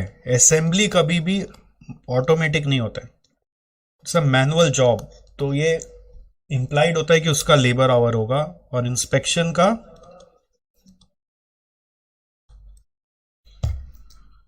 समझो, बांटना है खाली यार, कैलकुलेटर लेके बांटना है, छोड़ना नहीं। आपका धर्म बनता है कि आप पूरा करेंगे। क्या होता है उससे? स्पीड आएगा। ये सब सम करने से ना स्पीड और एक्यूरेसी आएगा। आपको एक चीज बता देते हैं, इस सब्जेक्ट में पास करने का 4 मंत्र है। पास मतलब क्या, आप समझ लो, एक्सपर्टीज हासिल करने का। एक्सपर्टीज, पास मतलब पास तो कोई भी हो जाएगा, मैं बोल रहा हूं एक्सपर्टीज हासिल करने का 4 मंत्र है। पहला कॉन्सेप्ट। कॉन्सेप्ट मतलब क्या होता है कि आपको जो मैं नोट्स लिखाता हूं उसमें आंख बंद करके हम कहीं पे भी आपको बोले उंगली रख दो तो उसको देखकर आपको समझ आ जाता है कि इसका इर्द गिर्द क्या है, मतलब इसका वाट वाई हाउ क्या है। अगर याद आ गया तो कॉन्सेप्ट है। सेकंड मंत्र है प्रेजेंटेशन। अभी क्या, बच्चा लोग जब पढ़ाई करता है तो वो रफली बहुत करता है, रफली। एग्जाम में रफ वर्क चलता नहीं है। प्रेजेंटेशन मीन्स थोड़ा सा अच्छे से लिखना होगा कि आपका कॉपी देख के डिफरेंशिएशन हो जाए कि लड़का जानता है। खेचड़क नहीं करना है, गड़गड़ गड़गड़ गड़गड़ नहीं करना है। फॉर्मेट बनाना है, ब्लू ब्लैक यूज करना है। एग्जाम में रेड अलाउड नहीं है। और वर्किंग नोट्स नीचे नीचे नीचे नीचे बनाना है या फिर ऊपर वर्किंग नोट्स बना के फिर स्टेटमेंट बनाना है। एक क्लियर प्रेजेंटेशन दिखना चाहिए, खेचर खेचर नहीं करना है। तीसरा स्टेप है एक्यूरेसी। एक्यूरेसी मतलब जो किया करेक्ट, वन शॉट करेक्ट होता है आपका, वन शॉट। और चौथा है स्पीड। स्पीड मतलब सम्स जल्दी भी होना चाहिए, ऐसे नहीं कि बस सम्स आता है आता आता और लेके बैठे रहेंगे। जल्दी भी होना चाहिए क्योंकि एग्जाम तो 3 घंटे का ही है। टाइम बचाने का सोचना कि हम रिवीजन भी कर सके। एग्जाम हॉल में भी बैठ के ना 15 मिनट बचाने का सोचो कि 15 मिनट्स हम बैठ के रिवाइज करेंगे कि हम क्या क्या लिखे, कुछ छूट गया तो ठीक कर देंगे, फॉर्मेट अच्छा कर देंगे, लाइन वाइन ड्रॉ कर देंगे। स्पीड में लिखना सीखना पड़ेगा।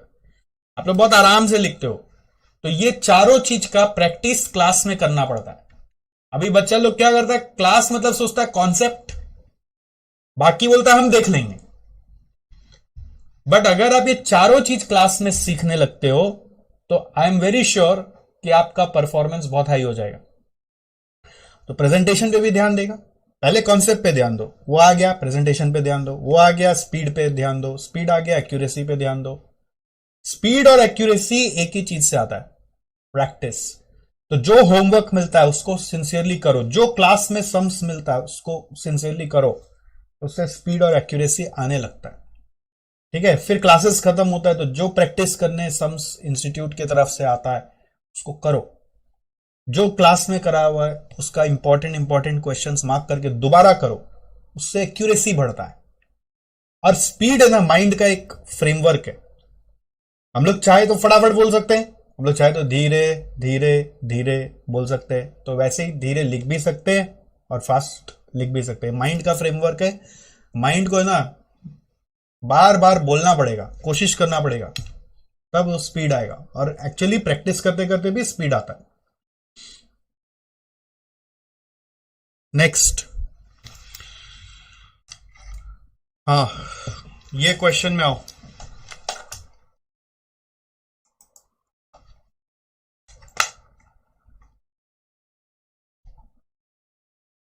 इधर एक चीज मिसिंग हो गया, ये एनालिसिस ऑफ इनडायरेक्ट लेबर बोल के क्या दे दिया, उसका अमाउंट नहीं दिया देखो। तो फिर मैं सोचा कि शायद इसका कुछ दे रहा होगा, रुपीज, टोटल रुपीज, तो वो भी नहीं है। ये कुछ गड़बड़ हो गया, यहां पर छूट गया इनका। ओके, तो इसको समझ लेते हैं। अगर समझ में आ गया तो आपको तो बस डिस्ट्रीब्यूट ही करना है। फिर इसको छोड़ के बाकी समझ लेते हैं ना। देखो क्या दिया हुआ है, 3 प्रोडक्ट एक्स वाई जेड, उसका बैच साइज दिया हुआ है। बैच साइज मतलब क्या होता है, यूनिट्स पर बैच। नंबर ऑफ रन्स दिया हुआ है, तो इन दोनों को मल्टीप्लाई करने से टोटल यूनिट्स निकल जाएगा। 2000 इंटू 25 कितना होगा, 50,000, 3,000, कितना आ रहा है, 16,250। अब नंबर ऑफ इंस्पेक्शन है, परचेज ऑर्डर्स है, कस्टमर ऑर्डर रिसीव्ड है, और एक कुछ इनडायरेक्ट लेबर का परसेंट होना चाहिए था, कुछ वैल्यू दिया हुआ होना चाहिए था जो नहीं दिया हुआ है। और फिर खर्चा में मशीनिंग बोल के एक हेडिंग है, उसके अंदर सुपरविजन, सेटअप, क्वालिटी कंट्रोल है। फिर असेंबली बोल के फिर हेडिंग है, ये बोल्ड नहीं हुआ, उसके अंदर सुपरविजन, क्वालिटी कंट्रोल और परचेज ऑर्डर है। फिर रिसोर्स प्रोक्योरमेंट भी उसी में है, कस्टमर लाइसेंस भी उसी में है। नहीं, ऐसा नहीं है। पर इस परचेज ऑर्डर प्रोसेसिंग बोल के एक अलग एक्टिविटी है, यहां पे वो कोलोन दिया हुआ है ना, उसके अंदर रिसोर्स और कस्टमर लाइसेंस है। ये देखो, देख के समझ में आ रहा ना। और फैक्ट्री मैनेजमेंट के अंदर एक एक्टिव कॉस्ट दिया हुआ है, जनरल एडमिन। तो बेसिकली आप देखिए 4 हेडिंग है, ABCD। क्वेश्चन क्या बोल रहा है? Prepare an ABC analysis and calculate product cost.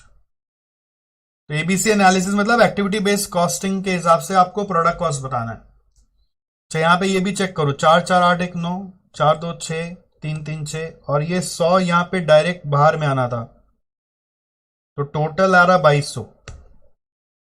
9 6 15 6 21 और 1 22। ओके, तो ये प्रेजेंटेशन को सीख लो।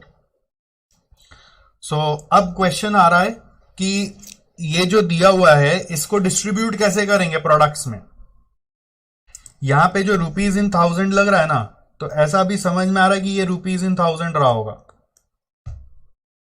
समझ में आया? ये भी रुपीज इन 1000 रहा होगा। ये देख के समझ में आ रहा है कि ये इधर आ गया कुछ। ओके, रुपीज इन 1000 आ गया। अब इसके बाद एक टोटल आ गया। हो सकता है ये टोटल वगैरह ये प्रिंटिंग एरर हो गया होगा, ऐसा मेरे को ऐसा लग रहा है। ये इंस्टीट्यूट मैट में जैसा है मैं वैसे ही कर रहा, छाप लिया इधर। अभी उसके बाद मेरे को ऐसा लग रहा है कि ये शायद तभी बैठ रहा है हिसाब किताब, है ना। रुपीज इन 1000 इन दोनों का होगा, टोटल इन दोनों का कॉमन में होगा कुछ। इन दोनों का कॉमन में होता है ना, बीच में टोटल लिखा हुआ होगा, और ऐसे रुपीज इन 1000 होगा। ओके, हो सकता है ये एनालिसिस ऑफ इनडायरेक्ट लेबर इस तीनों का पार्ट है, ABCD।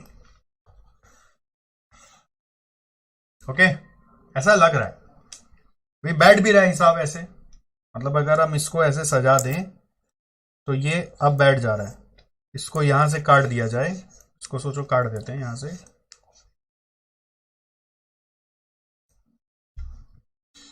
तो इनडायरेक्ट लेबर का एनालिसिस मतलब एक्चुअली होना चाहिए था इनडायरेक्ट ओवरहेड्स का एनालिसिस। इनडायरेक्ट लेबर लिखा है वो गलत लिखा है। यहां पे जो लेबर लिखा है, अगर हम इसको इनडायरेक्ट एक्सपेंस समझ लेते हैं तो फिर सही बैठ रहा है। खाली लेबर बोलने से नहीं बैठ रहा। क्या हो सकता है लेबर ही हो, हम लोग क्या समझे भगवान जाने। हो सकता है सब लेबर रिलेटेड कॉस्ट ही हो, कुछ अज्यूम कर लेंगे और क्या करेंगे। अब सुपरविजन नाम का एक एक्टिविटी है, सेटअप का है, क्वालिटी कंट्रोल का है। तो ये सब का ड्राइवर क्या हो सकता है? जैसे सेटअप के लिए तो मिल गया, क्वालिटी कंट्रोल के लिए मिल गया, दिया हुआ ना number of inspection. Quality control के लिए तो नंबर ऑफ इंस्पेक्शन मिल गया। रिसोर्स प्रोक्योरमेंट के लिए परचेज ऑर्डर्स प्लेस्ड मिल गया। कस्टमर लाइसेंस के लिए कस्टमर ऑर्डर्स मिल गया। अब जनरल एडमिन और सुपरविजन को हम कैसे बांटे?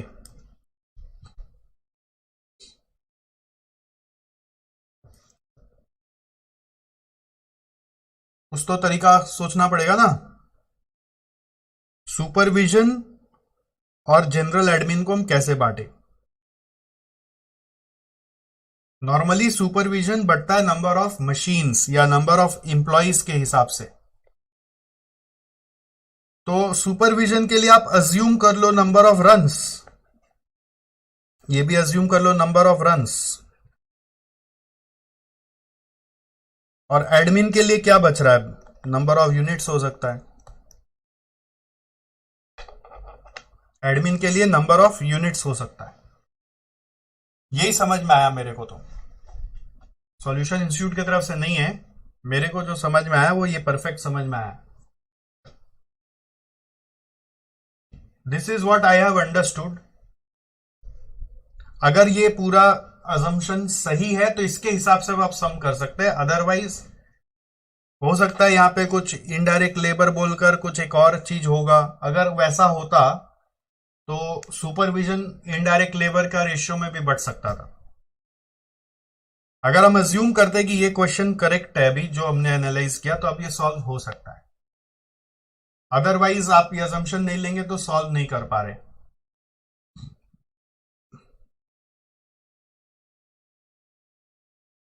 समझ में आया? So we have machining, we have assembly, we have purchase order processing, we have factory management. तो इसका कॉस्ट को तीनों में बांटना है यदि, तो number of runs, number of runs, number of inspection, ये सब तो मालूम ही है. Number of run, number of inspection, फिर नंबर ऑफ रन इंस्पेक्शन मालूम है, परचेज ऑर्डर मालूम है, कस्टमर ऑर्डर मालूम है. इसका नंबर ऑफ यूनिट्स अज्यूम किया है तो उसमें बढ़ जाएगा. करेक्ट. तो अब बांटा जा सकता है. अब there is no problem.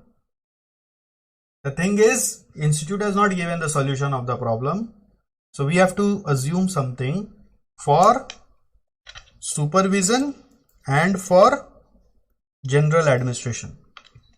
And I have understood कि ये analysis of indirect labor का ही 4 हिस्सा है और ये वाला इसमें इधर प्रेजेंट हो गया है.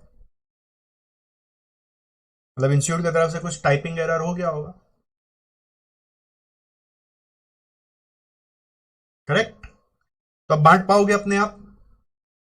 हाँ, बांट लेना अपने आप. करना क्या है, बस नंबर ऑफ रन्स तो पता ही है, तो ये रुपीज इन 1000 होगा ना.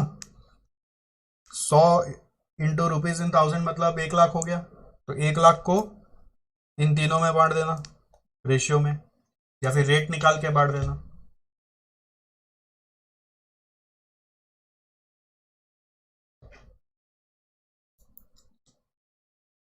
सर इसका क्या यूज है?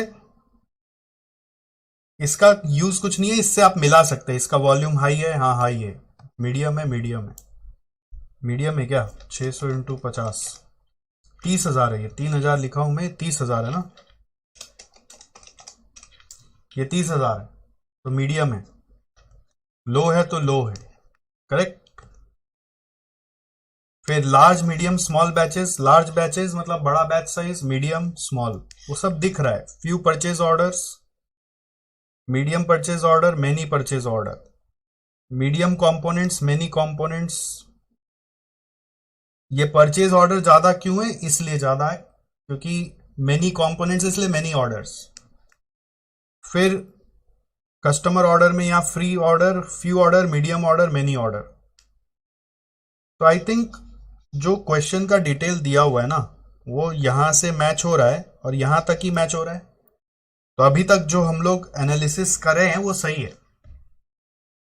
अभी तक तो जो डेटा से बैकअप मिल रहा है वो सही मिल रहा है कि ये एनालिसिस ऑफ इनडायरेक्ट लेबर आपका एक हेडिंग का पार्ट है, और वो हेडिंग इन 4 में डिवाइडेड है, और हर एक का कॉस्ट ब्रेकअप है. उस कॉस्ट का रुपीज इन 1000 है. ठीक. और वो रुपीज इन 1000 को आपको 3 प्रोडक्ट में बांटना है. सेटअप के लिए number of runs, quality control के लिए नंबर ऑफ इंस्पेक्शन मैच हो गया. ठीक है. सुपरविजन का खाली टेंशन है कि कैसे बढ़ेगा. तो सुपरविजन एक एक यूनिट का सुपरविजन नहीं हो सकता है. उसके लिए बेटर बेसिस है नंबर ऑफ मशीन्स या फिर नंबर ऑफ एम्प्लॉइज. दोनों नहीं दिया हुआ है तो मैंने नंबर ऑफ रन्स अज्यूम कर लिया. ओके. और जनरल एडमिन के लिए भी कुछ नहीं बोला है तो मैंने नंबर ऑफ यूनिट्स अज्यूम कर लिया प्रोडक्शन के हिसाब से. ये कैसे? एब्जॉर्प्शन कॉस्टिंग में एडमिन ओवरहेड के लिए 3 बेसिस अलाउड है. एब्जॉर्प्शन कॉस्टिंग में ग्रुप 1 में पढ़ाते हैं. यूनिट्स प्रोड्यूस्ड, कन्वर्जन कॉस्ट, और तीसरा होता है works cost. 3 basis absorption costing में एडमिन ओवरहेड के लिए अलाउड है. तो हम लोग के पास नियरेस्ट क्या है? Units produced. तो यूनिट्स प्रोड्यूस का रेशियो में बांट देंगे. यूनिट्स प्रोड्यूस कैसे निकलेगा? यूनिट्स पर batch multiplied by number of runs. Okay, तो बांटने का काम आप कर सकते हैं। आप यहां पे व्हाट्स न्यू में लिख लीजिए, सुपरविजन के लिए नंबर ऑफ रन्स अज्यूम किया गया है और जनरल एडमिन के लिए नंबर ऑफ यूनिट्स अज्यूम किया गया है। जनरल एडमिन के लिए नंबर ऑफ यूनिट्स अज्यूम किया गया है।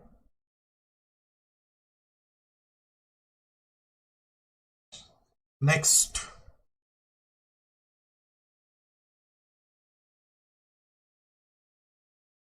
ट्वेंटी थ्री में आ जाओ।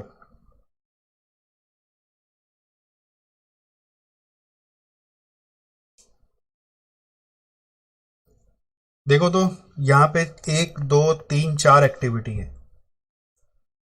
मटेरियल मूवमेंट और मशीन सेटअप, इंस्पेक्शन और शिपमेंट। और नेक्स्ट पेज में देखो आपको 4 ड्राइवर्स दिए हुए, किसके लिए क्या बैठ रहा है देखो तो मिला के, मूवमेंट के लिए। हाँ, देख के बताओ, देख के बताओ, 1 मिनट देखो पूरा। चारों के लिए क्या नियरेस्ट बैठ रहा है। फर्स्ट नहीं समझ में आता है तो सेकंड में जाओ। फर्स्ट यदि नहीं समझ में आता है तो सेकंड में चल जाओ।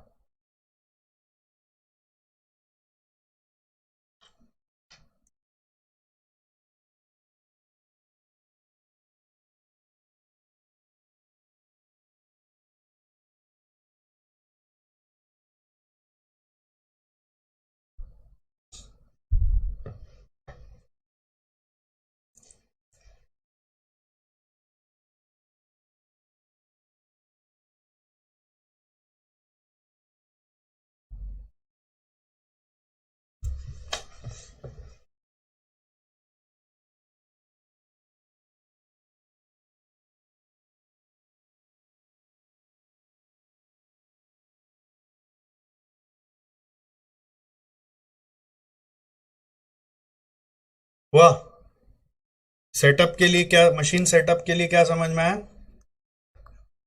नंबर ऑफ सेटअप, इंस्पेक्शन का अब यूनिट वाइज करना पड़ेगा, क्या उपाय।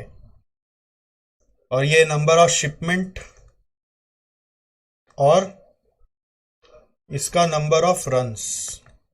सर इंस्पेक्शन का भी तो नंबर ऑफ रन्स कर सकते हैं, कर सकते हैं। इंस्पेक्शन भी नंबर ऑफ रन्स पे हो सकता है। तो सर यूनिट्स का क्या रोल है? यूनिट्स का जरूरी थोड़ी है कोई रोल होगा ही होगा।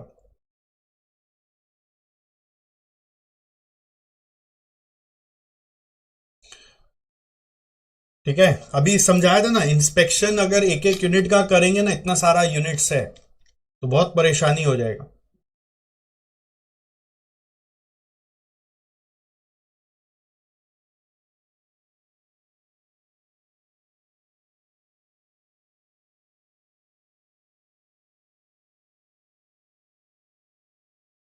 ऑलराइट, तो ये सब क्या होता है ना, ये मेन चीज होता है कि आप खोज पा रहे कि नहीं किसके लिए क्या होगा। मटेरियल मूवमेंट का सर कैसे करना चाहिए, देखो ये सब में जब यहां पे सम्स करते रहते हैं ना तो उससे भी आइडिया होता है। आप देखो कहीं पे आपको मटेरियल मूवमेंट मिला था?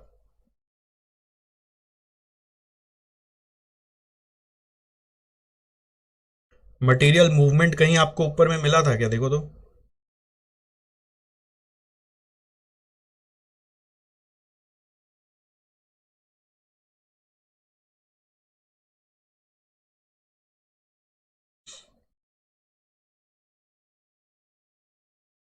हाँ, 4 में उसका क्या बेसिस दिया हुआ था? मटेरियल हैंडलिंग और मटेरियल मूवमेंट एक ही होता है, ठीक है। तो उसका number of times material handle दिया हुआ ही था 10 नंबर में, और 4 नंबर में बोल रहा है।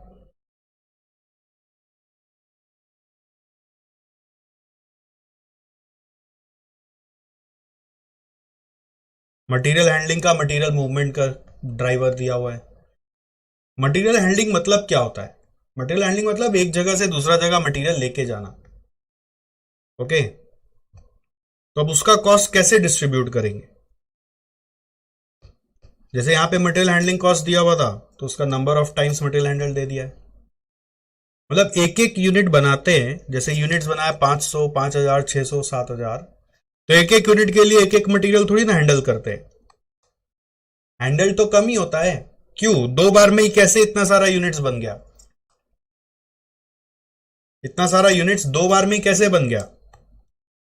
क्योंकि आपने बैच को मूव किया होगा, एक साथ एक बैच का प्रोडक्शन जो हुआ है इधर से उधर लेके गए होंगे। आप एक एक यूनिट थोड़ी ना उठा उठा के लेके जाएंगे एक जगह से दूसरा जगह, एक डिपार्टमेंट से दूसरा डिपार्टमेंट एक एक पीस उठा के लेके जाएंगे कि एक साथ पूरा बन जाएगा, बल्क में उठा के लेके जाएंगे? तो यूनिट नहीं बैठता है ना उसके लिए। इंस्पेक्शन जरूर नंबर ऑफ यूनिट्स पे हो सकता है, इंस्पेक्शन यूनिट्स पे हो सकता है, अलाउड है, बट जब वॉल्यूम बहुत ज्यादा हो ना तो एक एक यूनिट का इंस्पेक्शन अज्यूम नहीं करते, रन्स पे चलाते हैं। जरूरी नहीं है कि जितना दिया हुआ है सब यूज होगा। यूनिट्स का यूज क्या है? कॉस्ट पर यूनिट निकालने काम आएगा। अच्छा, एक और चीज देखना इस सम में, आप रेशियो में नहीं कर सकते यहां पे, क्योंकि बजटेड क्वांटिटी 350 है और दो प्रोडक्ट का टोटल है 15 और 20, समझे? तो बाकी प्रोडक्ट्स भी होगा यहां पे जिसका डिटेल हम लोग को नहीं दिया हुआ है, सबका टोटल है 350। तो आप ये रेशियो मत उठा लेना 15:20 मिला के 35 हो रहा है, यहां पे रेट निकाल के ही करना पड़ेगा, ठीक है? रेशियो क्यों नहीं यूज हो सकता है? क्योंकि ये टोटल मैच नहीं हो रहा है। देखो ना, 25, 20, 75 और यहां पे 500, इससे रेट निकालना होगा। Using this rate to be found, don't use ratio, don't use ratio to distribute. क्यों? क्यों? As total of products is not matching with given total, is not matching with given total. Don't use ratio to distribute as total of products is not matching with given total. समझ में आया?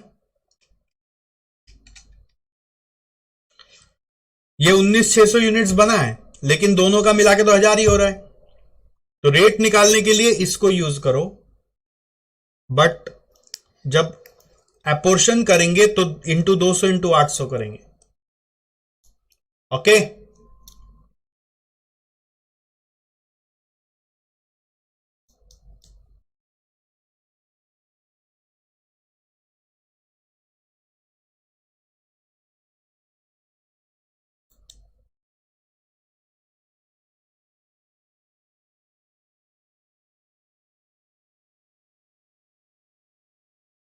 इसमें जो absorption costing है उसको करने के लिए दो डिपार्टमेंट से पास हो रहा है, प्रोडक्शन डिपार्टमेंट ए और प्रोडक्शन डिपार्टमेंट बी।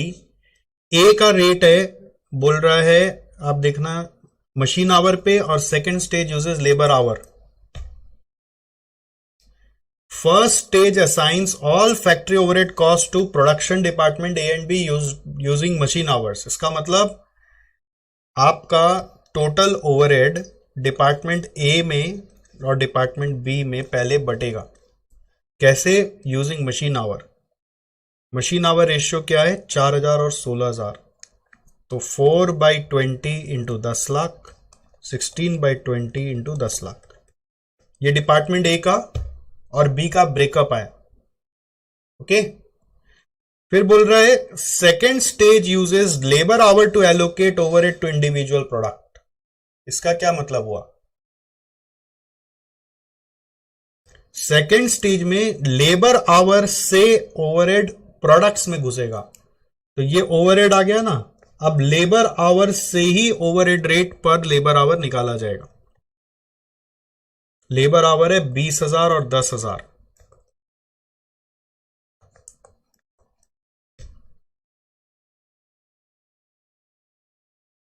बीस हजार और 10,000,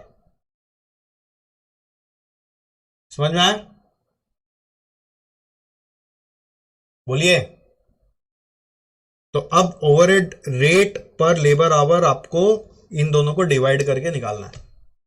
इससे एब्जॉर्प्शन कॉस्टिंग होगा। एब्जॉर्प्शन कॉस्टिंग कैसे होगा? इन दोनों से डिवाइड करके जो रेट आएगा, इससे एब्जॉर्प्शन कॉस्टिंग होगा। मतलब पहले ओवरहेड को दोनों डिपार्टमेंट में बांटना है, तो क्या लिखा है? First stage assign all overhead to to department based on machine hour. तो ओवरहेड मशीन आवर के रेशियो में दोनों में डिवाइड करो।